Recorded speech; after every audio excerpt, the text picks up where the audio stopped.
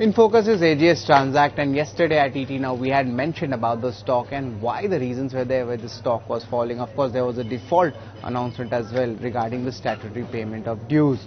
Now there are certain questions which needs to be asked. Should RBI, SEBI, or Ministry of Corporate Affairs be involved in this?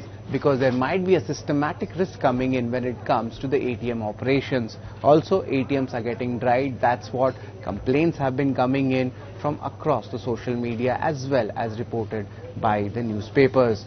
Now, looking at for the shareholders, there has been a massive wealth erosion from 2024 highs. More than 90% of that market cap has been wiped out. 2025 returns, it's 80% stock down. In 1 month itself, it's almost 65% down tech. Now, of course, the company and its arm defaulted in payments of statutory dues, and also there are threat of insolvency proceedings coming from creditors. Credit rating agencies such as India Ratings and CRISIL have downgraded it to default status. The resignation coming in for 4 independent directors, and ATM operations getting impacted for the banks.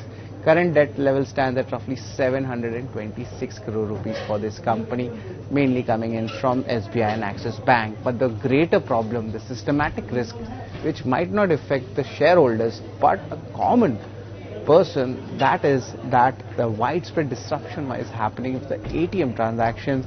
Major banks such as SBI, ICICI Bank and Axis Bank, almost 38,000 of these ATMs are impacted. SBI is the most impacted at 14,000 unserviceable ATMs as well. And now what's happening is ICICI Bank and Axis Bank are migrating to other ATM services providers as well to mitigate the risk. But the question remains is, should the regulatory authorities enforce themselves on the company?